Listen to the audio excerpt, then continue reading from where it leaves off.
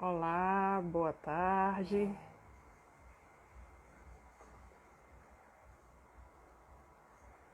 Esperando as pessoas chegarem aqui para a live. Olá, boa tarde, Tatiana, Luciana, Rina, Sandy, Webster, Eliomar. Vocês estão me ouvindo bem? Boa tarde, Luciana. Boa tarde, Claudineide Lima. Boa tarde, Webster, Jorge Luiz. Estão me ouvindo bem?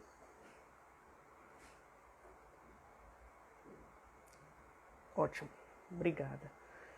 Esperar um pouquinho, né, que as pessoas cheguem.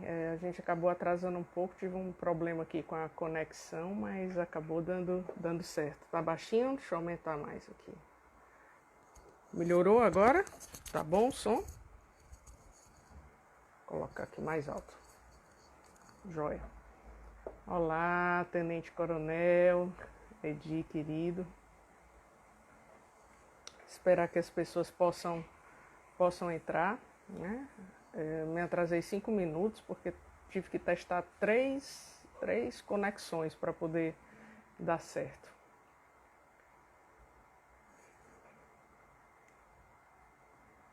Eu quem agradeço, né? Bom, vamos começar, né? Para sermos cuidadosos e pontuais com quem está aqui. Boa tarde, chefe.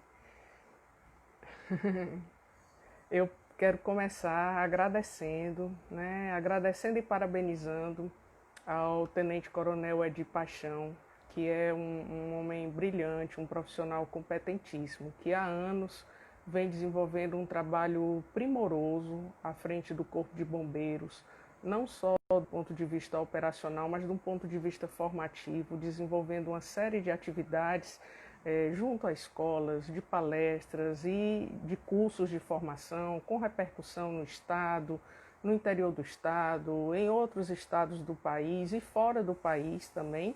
E esse curso, né, diante do qual nós estamos aqui, que é o CATS, Curso de Atendimento à Tentativa de Suicídio, muito honrosamente eu contribuo sempre que possível, mas quero destacar aqui a valiosa atividade do Corpo de Bombeiros e o preciosismo do trabalho do Tenente Coronel Edi, porque os espaços de formação eles são fundamentais, né? Uma das coisas que a gente vai ver aqui como a questão do conhecimento, principalmente pelos agentes de saúde, pelos agentes de educação, pelos agentes de mídia, pelos agentes da segurança pública. O trabalho em rede ele é fundamental para poder a gente dar conta dessa questão que é tão significativa, né? Então, quero iniciar deixando aqui a minha gratidão e o meu reconhecimento a esse valioso trabalho do Tenente Coronel Edi do CATS. E aí quero agradecer a cada um de vocês por estar aqui numa quarta-feira à tarde. É muito interessante porque às vezes as pessoas dizem assim: ah, não, uma palestra de prevenção de suicídio e falar sobre suicídio numa quarta-feira à tarde, Deus me defenda de ir para um negócio desse, né? Eu quero ouvir uma coisa feliz, eu lá quero ir pensar num negócio desse, pensar sobre morte, mas é importantíssimo a gente entender que quando a gente vai fazer uma reflexão, né, nesse campo da saúde mental, na questão do suicídio, em última e em primeira instância, nós estamos fazendo uma reflexão sobre a vida. Então, é uma reflexão sobre a nossa existência, é uma reflexão sobre a nossa saúde mental, é uma reflexão sobre os fatores que nos protegem, é uma reflexão sobre a nossa condição existencial humana. Então, quando a gente para pensar sobre a questão da prevenção do suicídio, a gente está se deparando com uma das questões existenciais mais valiosas, que é o sentido da vida. Então, todas as outras questões, elas se assentam na vida. Não tem como a gente trabalhar, não tem como a gente se relacionar, não tem como a gente usufruir dos bens materiais, não, nada é possível sem existir a possibilidade da gente estar vivo. Então, essa é a questão prioritária, essa é a questão por excelência, o sentido da vida, por que estamos vivos, como sustentar a nossa vida, deveria ser a questão mais importante, porque abrimos os olhos pela manhã e é o que refletimos à noite, né? Então, quando a gente começa a pensar sobre a questão, né, do suicídio, é importante a gente entender que essa é uma questão complexa, essa é uma questão multideterminada e há alguns anos vem sendo considerada um problema de saúde pública. E pensar sobre isso é extremamente importante porque tira isso do ponto de vista moral, de um julgamento, de uma recriminação. Porque a temática do suicídio, ela, apesar de estar presente na história da humanidade, apesar de nós termos relatos, né, há muitos e muitos anos, a gente tem a história do suicídio falando de processos existentes antes de Cristo, suicídio em processos religiosos, suicídio numa compreensão filosófica, faz parte da experiência humana, mas a questão do suicídio, ela está relacionada não somente com fatores históricos, filosóficos, culturais, mas ela tem sido considerada um problema de saúde pública porque nos últimos 30, 40 anos ela tem adquirido uma relevância mundial extremamente significativa, né? Então, por ano, nós temos mais de 800 mil mortes por suicídio. No Brasil, são mais de 11 mil mortes, são 32 mortes por dia no país. E essa faixa etária, a qual a gente vai fazer esse recorte para a fala de hoje, dos 15 aos 29 anos, é a segunda causa de morte para essa faixa etária. Então, aí a gente começa a entender qual é a relevância e o que é que isso nos diz. A gente tem uma diferença, né, em relação a esse conceito de juventude. Por exemplo, o Estatuto da Criança e do Adolescente, ele fala de 12 a 18 anos para o conceito de adolescente. Quando a gente trabalha com esse conceito de juventude, ele vai de 15 a 24, por exemplo, segundo o IBGE, e outras classificações colocam de 15 até os 29 anos. Então, quando a gente observa e a gente pensa esse conceito de juventude, que traz dimensões históricas, que traz dimensões culturais, que traz dimensões amplas, né, biopsicossociais, que não é apenas uma dimensão psicológica, e a gente observa a quantidade de casos de tentativa de suicídio e de suicídio consumado nessa faixa etária, nós somos levados a pensar que alguma coisa não está bem, né? Alguma coisa não está bem enquanto projeto de sociedade, alguma coisa não está bem nos nossos vínculos sociais, alguma coisa não está bem na oferta, querida Haris, que bom ver você aqui, que honra. Alguma coisa não está bem na nossa oferta de cuidados, alguma coisa não está bem na forma como nós oferecemos recursos para trabalhar os vínculos, para trabalhar o suporte emocional diante das dores. Esse número de suicídio na juventude atesta questões extremamente graves. Então não traz apenas aspectos e reflexões do ponto de vista individual de um sujeito que está em crise ou de um sujeito que tenha problemas psiquiátricos, mas ele abre, né, essa temática do suicídio, ela abre questões para a gente pensar a vida e uma reflexão ampla sobre a vida em diferentes níveis, em diferentes contextos. Então, quando a gente fala da questão da prevenção do suicídio, a gente tem uma série de questões assim, mas é possível a gente prevenir o suicídio? Sim, porque na hora que a gente considera o suicídio um problema de saúde pública e um problema complexo, a gente entende que existem uma série de fatores e uma série de elementos que a gente considera os determinantes sociais das doenças que vão interferir na forma como nós vamos construir a nossa saúde mental e como nós vamos construir a nossa possibilidade de viver e de acreditar na vida e de contar com a gente. Então,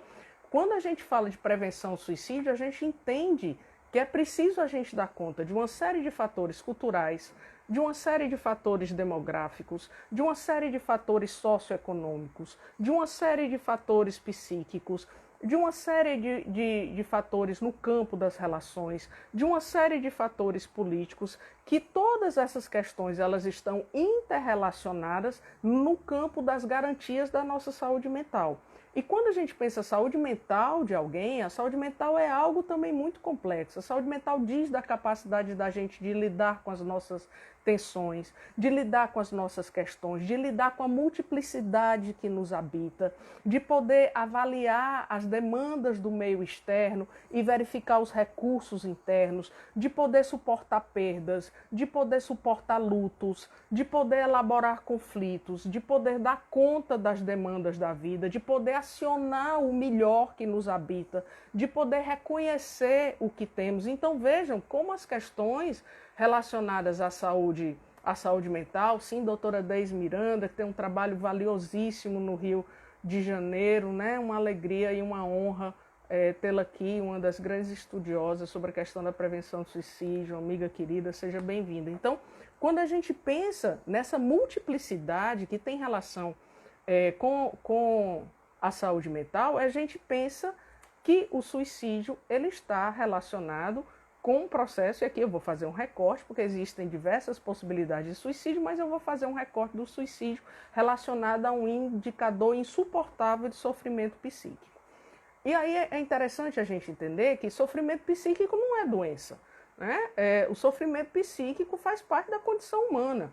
Todos nós iremos experimentar perdas, todos nós iremos experimentar medos, nós vamos ter temores em relação a que algo aconteça com o nosso corpo, a que venhamos a perder pessoas que nós amamos, a que a imagem idealizada e fantasiosa que nós construímos da gente seja abalada.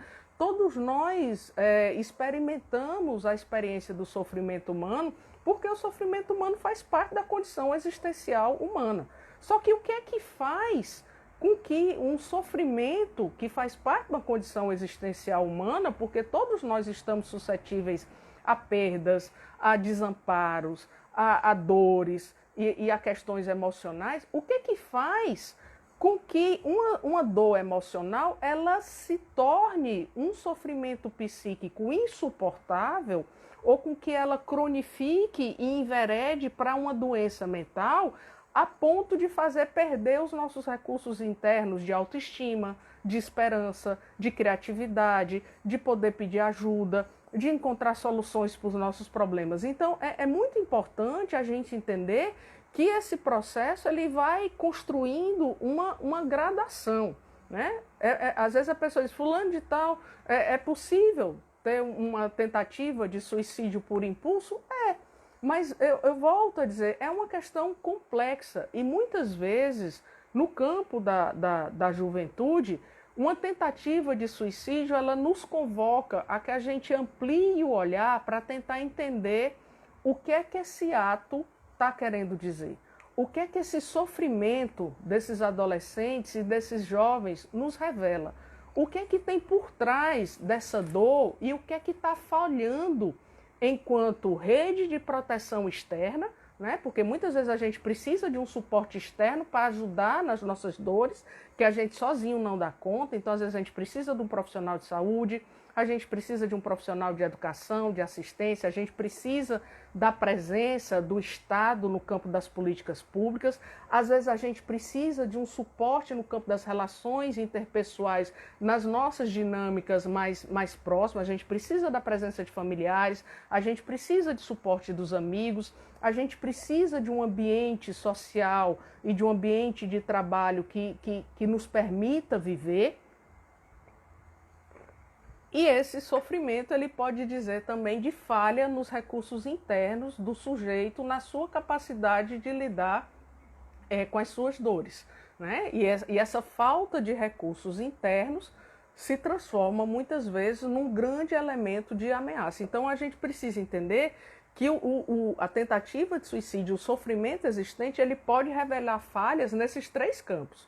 Pode revelar falhas no contexto na rede de apoio mais íntima, família, escola, amigos, espaço de trabalho, pode revelar falhas num contexto maior, Estado, políticas públicas, rede de atenção psicossocial, e pode revelar falhas na dinâmica interna de um sujeito ser capaz de lidar com as suas dores, com os seus sofrimentos, entendendo que não é uma dor qualquer, né? É uma dor avassaladora que sobrepuja os recursos internos do sujeito, que sobrepuja a sua capacidade de dar conta com aquilo que está rasgando, né? Como se estivesse assim, rasgando a pele, como se o sujeito tivesse numa hemorragia, e ele entra num blackout, que é como se ele não tivesse vendo alternativas naquele momento, né, de intenso e profundo sofrimento. Então, a gente precisa entender que tem uma dor sendo comunicada. E se a gente não entender que dor é essa e o que é que ela denuncia, a gente não vai conseguir construir as estratégias de cuidado adequadas. E aí a gente pensa, quais são as dores que atravessam a juventude, né? E aí, amigos que estão aqui pensando junto, né? Concordo aí, então a questão da infantilização, né? Se a gente pensar no contexto cultural, a gente tem aí uma cultura neoliberal que exige da gente perfeição o tempo todo, que exige que você não pode falhar, que exige que você não pode fracassar, que favorece uma postura narcísica, que é infantil, que é onipotente, que é adoecedora.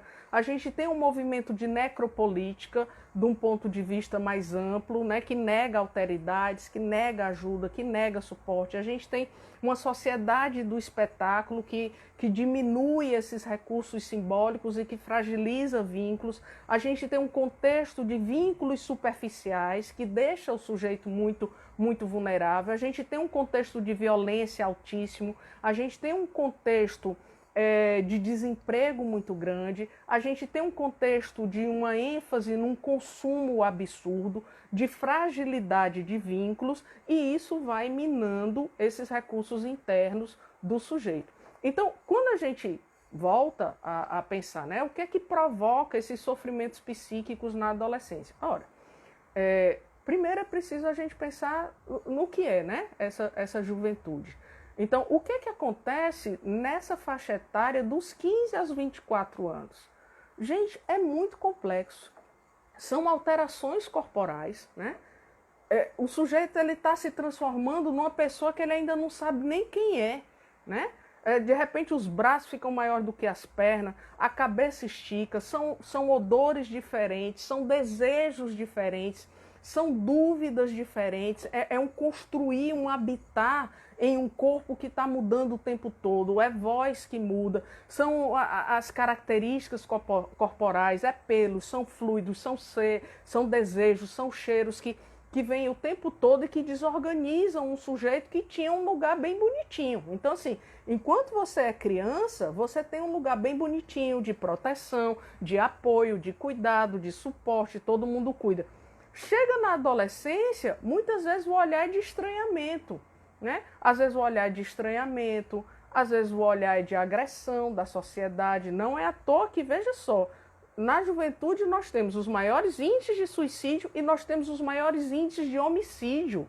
Isso diz de uma coisa muito séria na nossa sociedade, né? Então, quando a gente tem a adolescência, a gente tem um corpo que vai precisar ser apropriado e um corpo que vai trazer uma série de fantasias, uma série de conflitos, que vai dialogar com as experiências e as idealizações narcísicas desses pais feitas sobre esse adolescente, que vai dialogar com as idealizações da cultura feitas sobre esse adolescente. Então, uma coisa é eu experimentar a adolescência eu sendo branco, hétero, magro. Outra coisa é experimentar a adolescência com um corpo negro. Outra coisa é experimentar a adolescência com um corpo gordo. Outra coisa é experimentar a adolescência com um biotipo que não se encaixa nesse padrão de perfeição.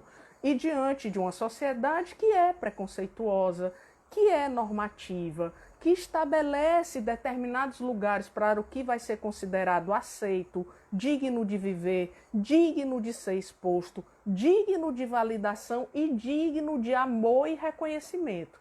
E sim, nossa vida, para poder existir, precisa de amor e reconhecimento. A gente precisa tanto de reconhecimento externo, a gente precisa tanto de um olhar que nos veja, né? Por isso que a visibilidade é tão importante, por isso que o cuidado é tão revolucionário, por isso que ser invisível é mortal.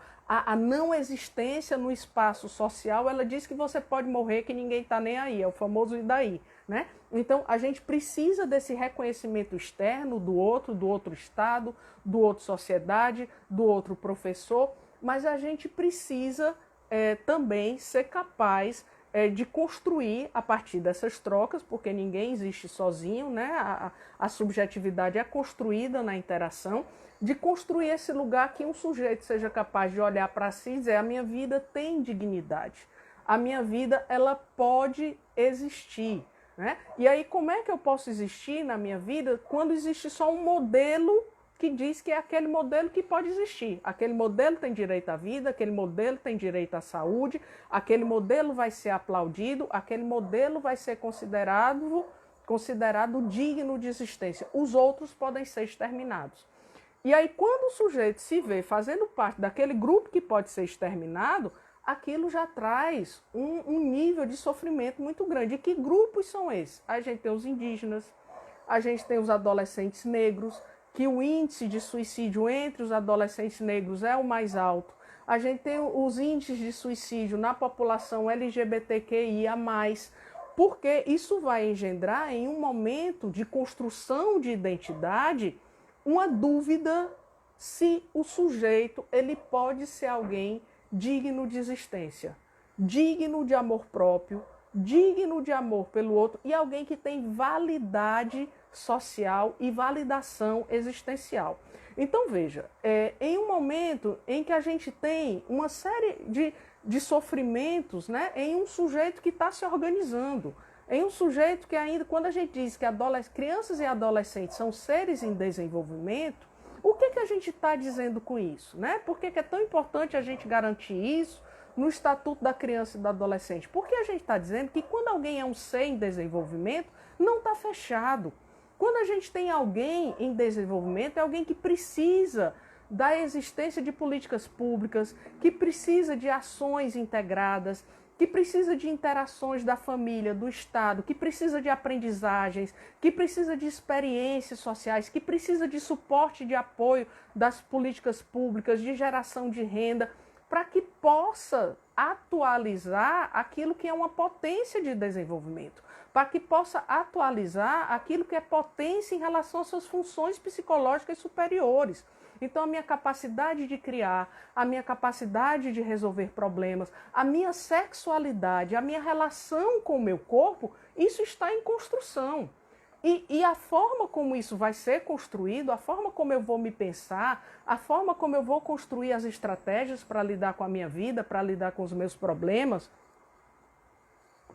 com o meu corpo e com as minhas dores, vai depender muito de ter recebido ou não esses elementos dessas redes de suporte. Então a gente tem um sujeito que está construindo uma relação com o corpo mutante, né, tipo X-Men, com um sujeito que está em processo de desenvolvimento do seu pensamento. Então é um sujeito que certas horas pensa muito concreto, mas que certas horas elabora hipóteses, questiona o mundo, né? Por que o mundo é assim? Por que não é diferente? Por que tem desigualdade social? Por que isso acontece? Por que tem essa injustiça? Por que tem a opressão? É alguém que está num processo imerso em questões sexuais, que está aflorando de desejos, e desejos que são muitas vezes confusos, que não têm ainda respostas, desejos que oscilam entre pessoas do mesmo sexo, pessoas de um sexo diferente, que faz parte de uma descoberta, mas que às vezes é vivido com muito medo, com muito preconceito, com muito receio de ser julgado,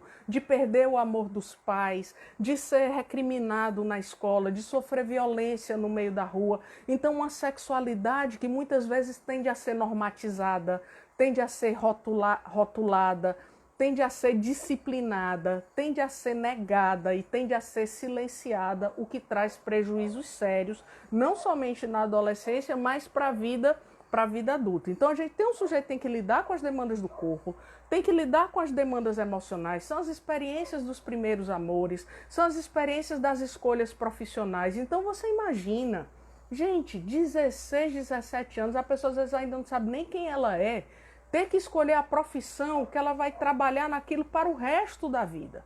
Pressão de Enem, escolha profissional, um sujeito que às vezes é cobrado pela família toda, assim, olha, você tem que passar, você tem que fazer a faculdade, a gente pagou a escola para você, ou então a gente não teve dinheiro para pagar a escola, mas a gente confia em você, você vai ser o primeiro que vai fazer faculdade nessa família todinha, a gente confia que você vai passar, você vai trabalhar, você vai ganhar dinheiro e você vai sustentar a família todinha, porque os primos, avós, o pai, o tataravó, tá todo mundo contando com o dinheiro que você vai ganhar quando você virar um profissional renomado daqui a 15 anos. Não é pouca pressão em cima de um sujeito, né? Aí fora isso, ele ainda tem que lidar com as expectativas amorosas, não saber se vai ser aceito pelo grupo social, o grupo tem um papel determinante, né? Se ele vai ser amado, se ele vai ser querido, qual é o lugar que ele vai ter no mundo, se ele vai ser respeitado, se ele vai ser admirado, se ele vai ter o direito de existir, se as pessoas vão gostar dele ou dela, se quem ama, a experiência do primeiro amor é avassaladora, né? Se quem eu amar vai me amar, e se quem eu amar não quiser saber de mim, né? É pesado. Eu costumo fazer uma metáfora dizendo que ser adolescente é como se você tivesse que atravessar entre duas serras, numa linha de slackline, sem rede por baixo, você com a varetazinha em cima de um monociclo, jogando xadrez, uma pessoa fazendo cócegas nas suas costas, o amor da sua vida gritando do outro lado, não vai chegar não, se não chegar eu arranjo outro crush. E o pai e a mãe muitas vezes gritando lá embaixo, dizendo, Ave Maria, tá demorando demais, se fosse eu já tinha ido e voltado nesse negócio, já tinha atravessado 5 vezes. Então não é fácil, né? Não é fácil, e a gente às vezes menospreza que esse sujeito, só porque às vezes tem 1,80 m, é grande, maior do que a gente, parece que ele não sofre, parece que não está acontecendo, né, essa efervescência de questões afetivas, sexuais e ainda inconscientes. Então a gente tem uma revivência também das questões edípicas que faz com que apareçam sentimentos ambivalentes muito fortes em relação às figuras parentais, que oscilam entre o amor e a disputa, o amor e a raiva. Então uma hora eu amo os meus objetos de amor, outra hora eu preciso me diferenciar deles, eu preciso me confrontar, mas ao mesmo tempo quando eu confronto, eu me sinto culpado, porque os mesmos objetos com quem eu estou disputando e com quem eu estou rivalizando, eu também amo, e aí vem a questão da culpa, o medo de decepcionar, o medo de falhar, que traz, né, uma cobrança muito grande e que pode engendrar nesses dois mecanismos que a gente vai falar, tanto da automutilação quanto da tentativa de suicídio. Então, quando a gente começa a pensar que elementos estão atravessando a juventude, veja, a gente tem a questão dos vínculos, a gente tem da sexualidade, a questão dos grupos, as relações familiares que são muito tensas, a gente observa um dos grandes fatores de risco, os conflitos familiares, a não aceitação, a dificuldade de diálogo, famílias frias emocionalmente, indiferentes emocionalmente ou invasivas, intrusivas na adolescência, famílias que às vezes não colocam limites, não cuidam, não olham, não legitimam as experiências emocionais, não qualificam as dores emocionais, não oferecem ajuda, negam às vezes os sofrimentos dos adolescentes, né? Projetam as suas idealizações sobre os adolescentes. Aí a gente tem também as dores causadas pela cultura, quando a gente vê a questão do desemprego, quando a gente vê a questão da violência, quando a gente vê questões relacionadas ao racismo estrutural, por exemplo. A gente tem as questões da sociedade em relação ao desemprego, em relação à questão das políticas públicas, a dificuldade em relação aos projetos de vida, ao acesso desses adolescentes à possibilidade de apoio e de suporte no campo de estudo, no campo de uma rede de proteção. A gente vê a questão do desemprego, a questão do bullying, a questão da discriminação e de um sujeito que está tentando lidar com tudo isso e tentando ainda responder a pergunta: quem sou eu posso viver, eu vou ter um lugar na vida, tendo que construir as suas experiências de autoaceitação, de autoestima, de esperança e de criatividade em um contexto que às vezes é tão perverso, é tão cruel e é tão desalentador. Então, quando a gente tem esse panorama, a gente começa a entender, quando a gente tem esse panorama que nos permite compreender todos esses fatores que atravessam a adolescência, a gente começa a entender dois elementos que são muito importantes: vulnerabilidade e risco. né? Então, quais as condições que vão fazer com que um adolescente seja mais vulnerável do que outro a essas experiências de sofrimento psíquico e quais elementos vão fazer com que um adolescente esteja mais em risco do que outro. Então, quando a gente vê que um adolescente que esteja atravessando tudo isso, mas ele tem um bom suporte familiar, ele tem um bom suporte escolar, ele tem um bom sistema de rede de apoio, de amigos, um bom vínculo social, ele faz parte de coletivos que protegem, que constroem, ajuda a construir a sua identidade de um ponto de vista valioso da sua autoestima. Ele tem acesso a uma rede de saúde mental, ele tem acesso a atendimento médico, ele tem acesso a atividades artísticas, ele tem acesso no campo da escola, em outras experiências, a trabalhar estratégias de resolução de problemas, a trabalhar a construção de recursos criativos e simbólicos para lidar com as suas dores, para lidar com as suas perdas. Ele tem um ambiente familiar que não está envolvido em uso abusivo de álcool, drogas, que não tem violência, que não tem histórico de suicídio anterior, que não tem problemas de saúde mental.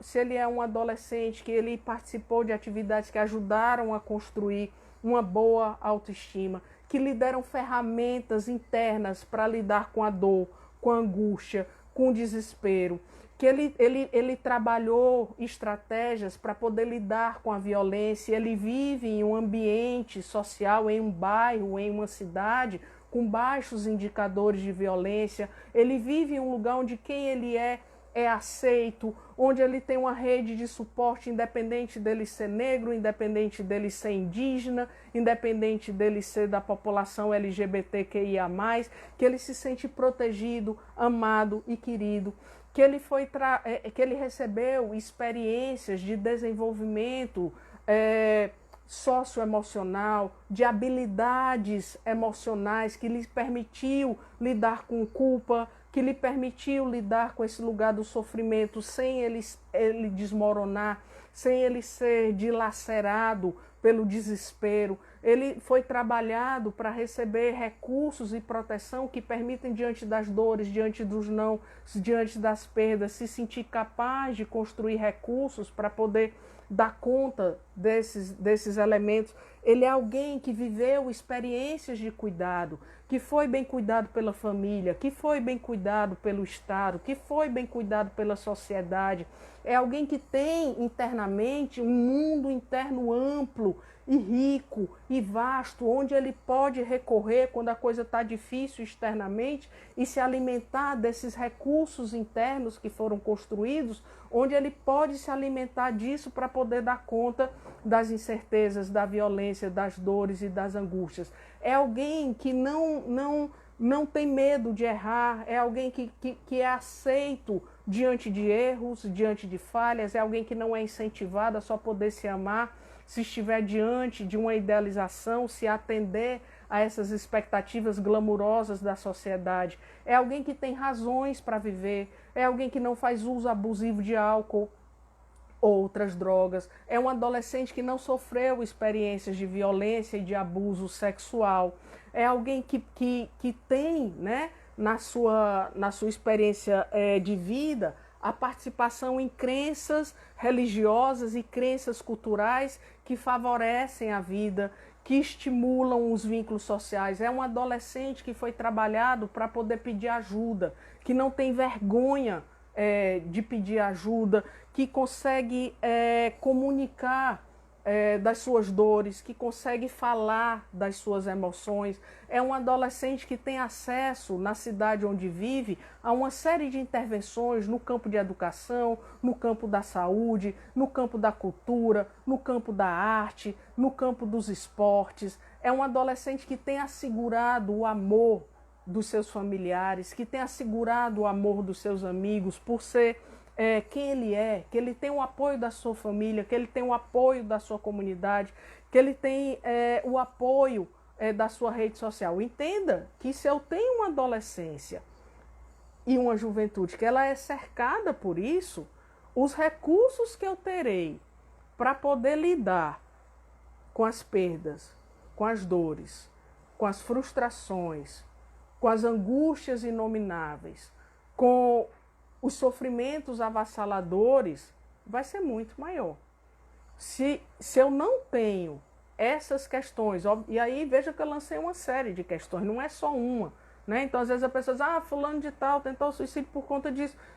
Geralmente é um complexo, lembre que é uma questão complexa, multideterminada, que não tem apenas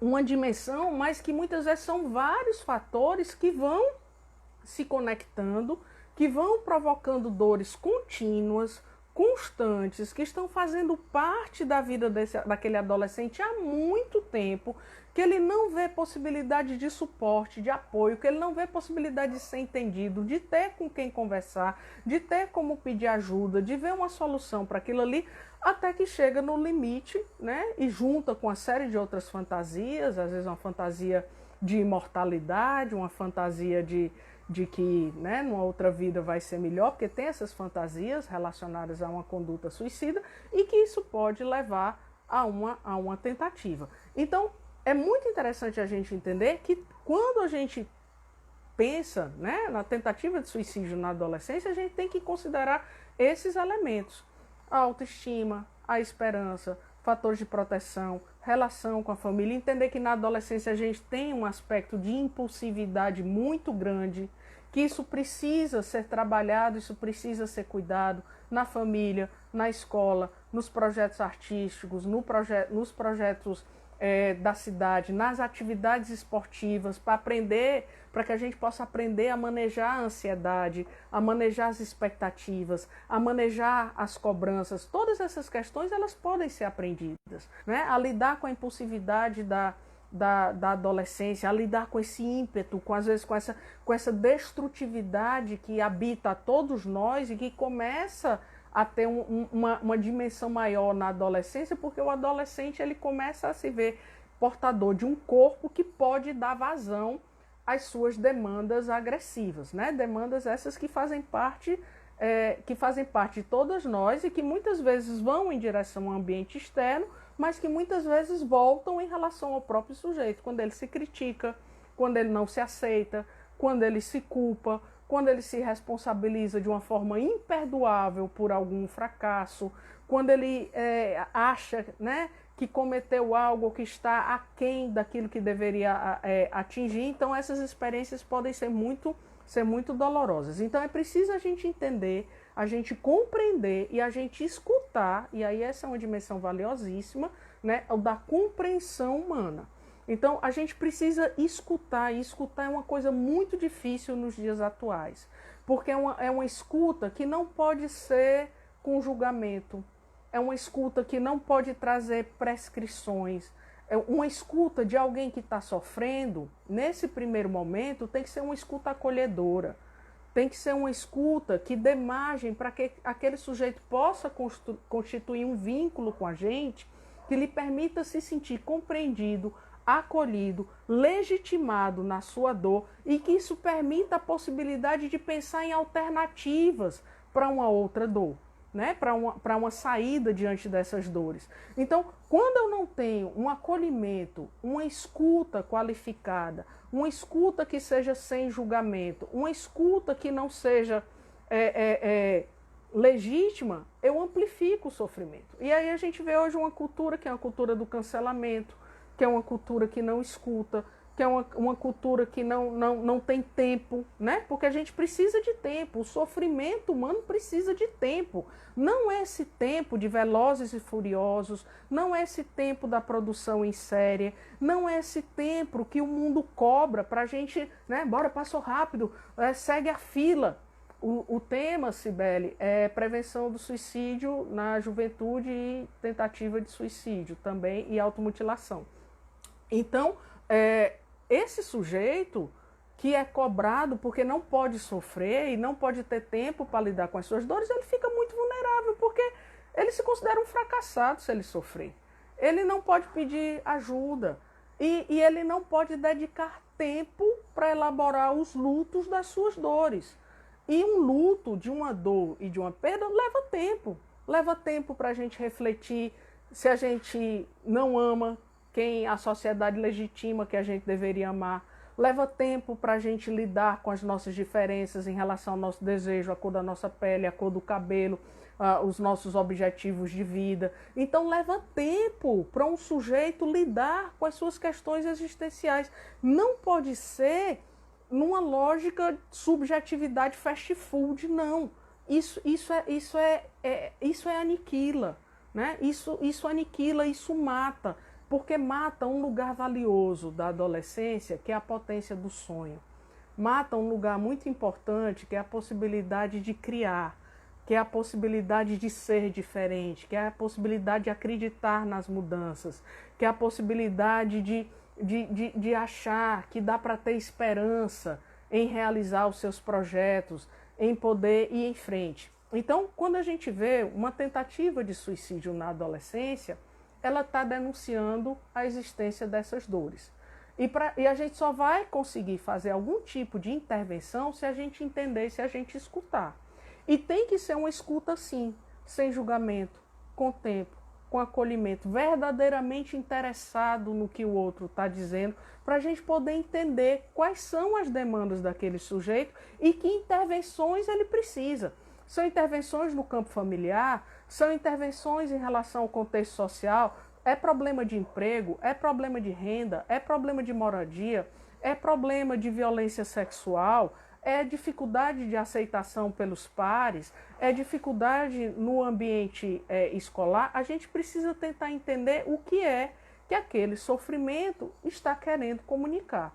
E aí, nesse entendimento, é diferente da gente fazer apenas um julgamento que é de crítica, que é de recriminação, que é de agressividade e que é de desqualificação. Porque aí entram os preconceitos.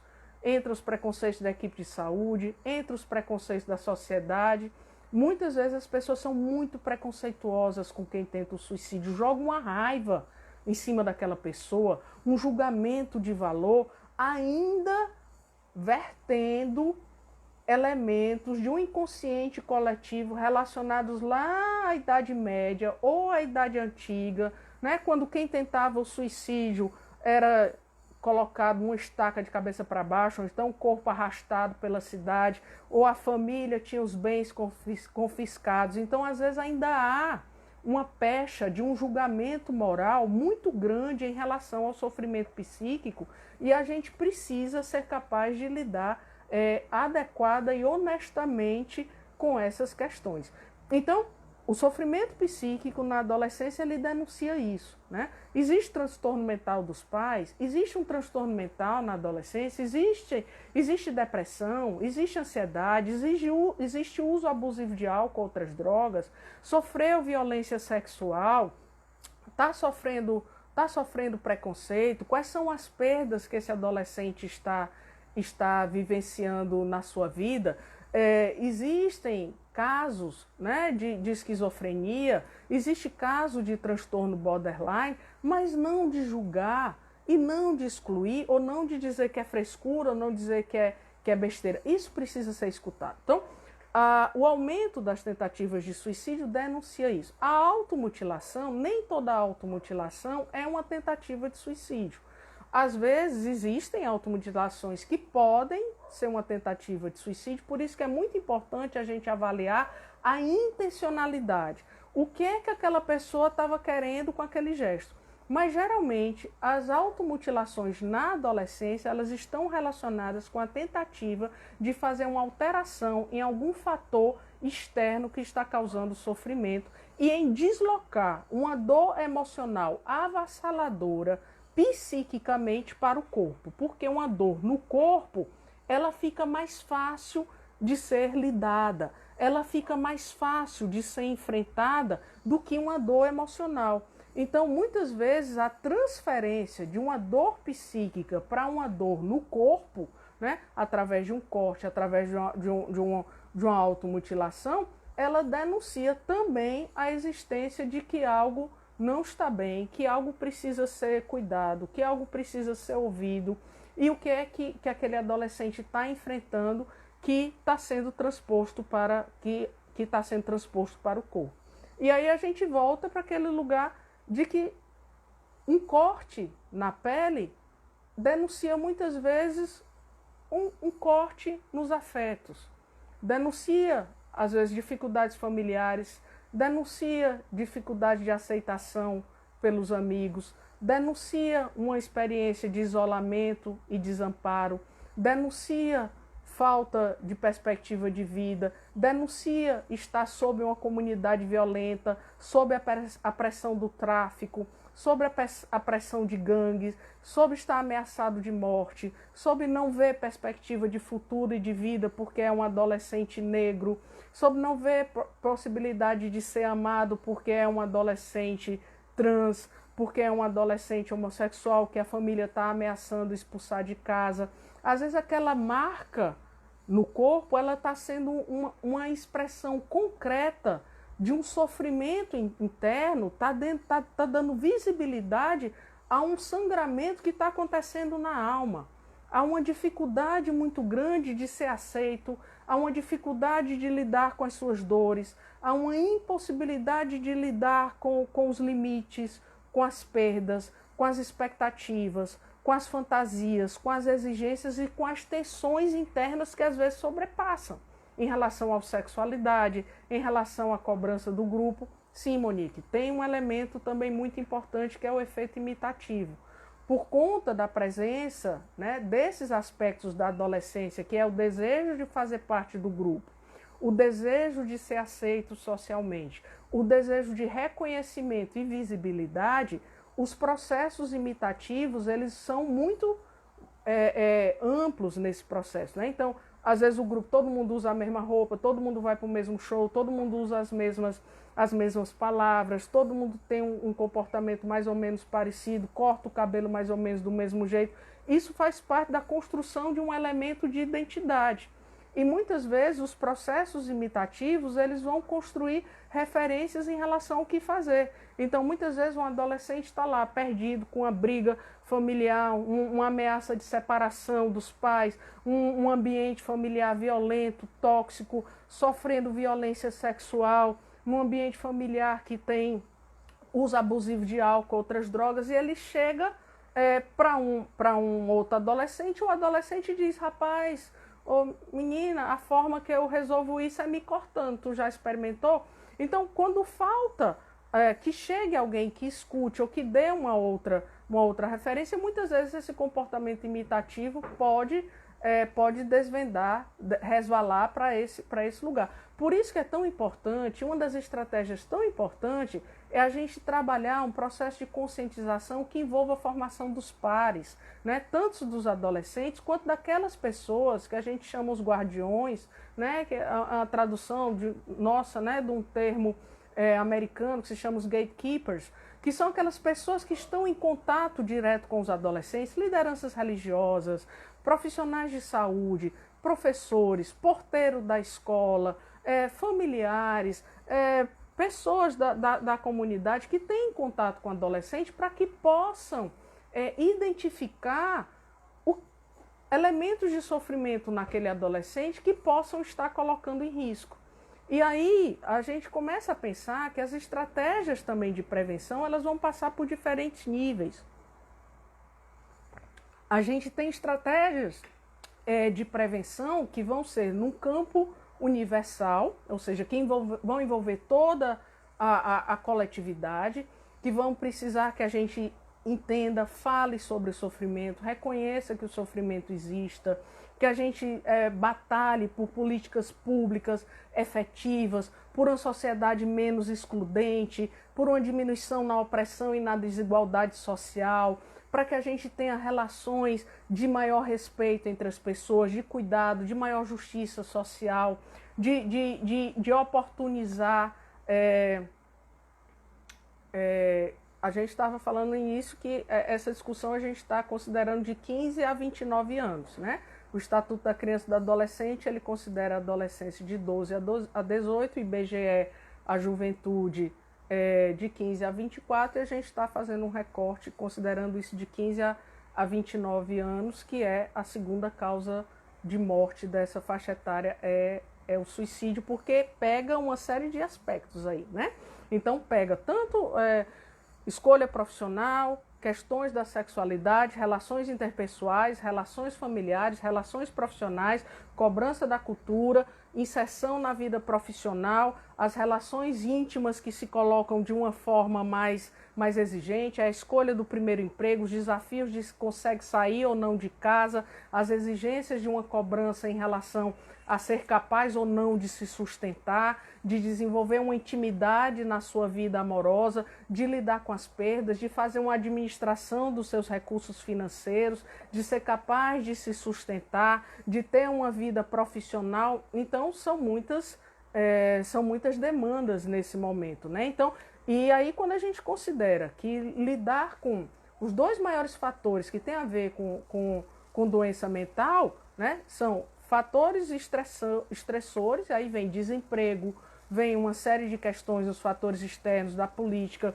e está submetido à violência. Então, quando a gente vê como no contexto social, esses fatores eles só aumentam a cada dia, né? Violência, fatores estressores, desemprego, são por isso que a gente tem os dois quadros de ansiedade e depressão como os que mais aumentam no mundo, né? E aí a gente não pode esquecer que o suicídio ele denuncia o sofrimento psíquico de uma determinada época, de um contexto social, interagindo, como eu disse, com fatores sócio-históricos, individuais, externos, uma complexidade de fenômenos. Mas o suicídio denuncia o sofrimento de um contexto, o sofrimento de uma época, que é uma das expressões do sofrimento psíquico. O sofrimento psíquico ele pode se expressar através do uso abusivo de álcool, outras drogas, de um quadro de esquizofrenia, de um quadro de ansiedade, de um quadro de depressão e de uma tentativa de suicídio ou um suicídio consumado, que é o mais grave, né? Então, eu estava falando das estratégias de prevenção. Estou olhando aqui para o tempo, já estou ficando quase desesperada, né? Mas, enfim.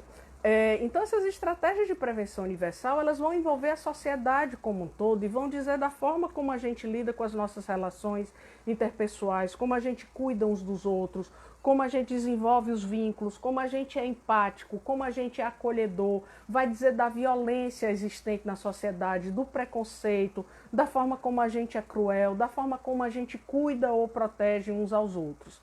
Então, isso envolve campanhas de conscientização, campanhas de esclarecimento, campanhas para diminuição do preconceito em relação à saúde mental, em relação ao suicídio. Todas essas campanhas que envolvem Setembro Amarelo, que envolvem cartilhas, que envolvem possibilidade de triagem, que envolve conhecimento dos fatores de risco, dos fatores de proteção, são importantíssimas para a gente ter um contexto social que entenda que essa mesma sociedade pode provocar níveis de sofrimento avassaladores e essa mesma sociedade pode se organizar para construir estratégias de proteção, como as que eu falei anteriormente. As estratégias de prevenção seletiva, elas dizem que a gente precisa lançar um olhar mais específico para aqueles que estão fazendo parte de grupos de risco, né? Adolescentes que estão abandonando a escola, adolescentes que estão envolvidos em comportamento violento, adolescentes que estão envolvidos em uso abusivo de álcool, outras drogas, adolescentes que sofreram violência sexual, adolescentes indígenas, adolescentes negros, adolescentes que fazem parte da população LGBTQIA+, adolescentes que apresentam quadros de adoecimento mental, depressão, ansiedade, transtorno borderline, esquizofrenia. E os quadros, né, de prevenção indicada para aqueles que já tentaram suicídio ou para aqueles que estão em um risco de suicídio muito alto e que precisam de uma intervenção especializada, contínua e direta e que vai abranger atuações intersetoriais, porque não é só tomar medicação, é estar envolvido naquilo que a gente considera o projeto terapêutico singular, que envolve estratégias de arte, estratégias pedagógicas, estratégias familiares, estratégias de cultura, estratégias de projeto de vida, estratégias de vínculos com projetos coletivos e sociais, estratégias no campo religioso, estratégias de empoderamento dos coletivos, estratégias de desenvolvimento de capacidade de resolução de problemas, de ampliação de autoestima, de fortalecimento de vínculo, de aceitação, de capacidade de lidar com perdas, de tolerar dores, de ter uma visão mais realista de si mesmo, e isso tudo leva tempo. Então, bom, daqui a pouco a gente vai ter um probleminha de horário e eu queria deixar um tempinho, caso alguém coloque alguma coisa, para a gente poder abordar algo mais. Acho que a gente tem uns 4 minutinhos. Então, eu só queria colocar uma atuação bem ampla para a gente entender que, assim, você tem um adolescente que fez uma tentativa de suicídio. Chega lá o corpo de bombeiros, chega lá o tenente-coronel Edi. Aquele adolescente é levado para um pronto atendimento, é levado para um hospital. Não parou aí. É preciso que a família desse adolescente seja cuidada, é preciso que esse adolescente seja acompanhado, é preciso que ele seja ouvido, é preciso que ele tenha um acompanhamento contínuo e constante, é preciso que tenham projetos e trabalhos dentro dessa escola, porque se essa tentativa tem a ver com questões relacionadas ao ambiente escolar, e todos os guidelines colocam que a escola é o ambiente prioritário para trabalhar a questão de prevenção ao suicídio em adolescentes. Então a gente precisa fazer trabalho junto com essa turma desse adolescente, com a família desse adolescente. A gente precisa entender o que é que está acontecendo. Ele precisa ver, ele precisa ser acompanhado, é um CAPSI, ele precisa ser acompanhado porque tem problemas de uso abusivo de álcool, outras drogas. Ele precisa estar protegido por políticas públicas porque está sendo alvo de violência sexual, porque está sofrendo bullying, porque não tem perspectiva de trabalho, porque está num ambiente familiar tóxico, porque a renda familiar na qual ele vive não lhe oferece nenhuma possibilidade de existência. Então a gente precisa integrar assistência, educação, saúde, arte, cultura. Em grandes projetos interdisciplinares, a gente precisa discutir as questões interseccionais, as questões de gênero, as questões raciais, porque todas essas questões elas estão interligadas e nenhum projeto de vida e nenhum trabalho na área de saúde mental pode envolver apenas um único aspecto, porque o ser humano, nós somos uma dimensão multidimensional.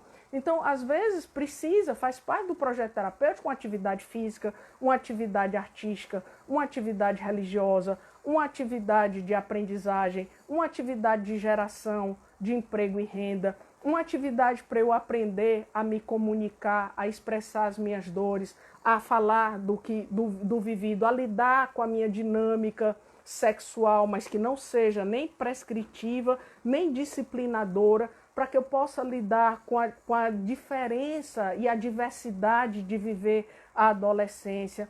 Então, é preciso que a gente amplie o olhar sobre quem nós somos, para que a gente amplie os nossos olhares de empatia, de acolhimento, de batalharmos por mais justiça social, pela ampliação da rede de atenção psicossocial, pela qualificação dos professores, por professores que possam promover um ambiente educativo protetivo, amplo, com menos preconceito, onde faça parte das atividades pedagógicas discutir angústia, ciúme, sexualidade, relação com o corpo, conflitos, relações familiares difíceis, estratégias de comunicação, violência sexual, para que a gente tenha políticas públicas que garantam a gente a possibilidade da dignidade da existência, que a gente não vá para um campo em que o olhar do outro no contexto social seja um alvo, uma flecha ou um tiro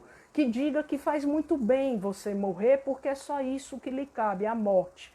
A vida não lhe pertence, que a vida não é digna, que do jeito que você não pode viver. Você só pode viver se você fizer parte de um determinado grupo, de um determinado esquema, atingindo determinados padrões, cortes e idealizações. E aí eu pergunto para vocês, quem faz parte dessas idealizações? Ninguém, porque isso é impossível. As idealizações, elas são mortais. Uma pessoa que vive uma postura narcísica adoecida, ela é extremamente frágil e vulnerável e está mais próxima da morte do que qualquer um. Porque nós, seres humanos, somos limitados, falhos, imperfeitos, complexos, ambivalentes, cheios de idas e vindas. Temos que lidar com a nossa destrutividade, com as nossas angústias, com as nossas agressividades e precisamos do outro para que nos ajude a minimamente a gente poder construir uma perspectiva de vida diante da imensidão que nos habita. Então eu estou vendo aqui que a gente tem só 15 segundos. Eu quero agradecer muitíssimo a esse convite, né? Há muito mais a falar, mas eu não quero fazer parte dessa experiência de perfeição nem onipotência, então fica a falha para a gente poder elaborar. Muito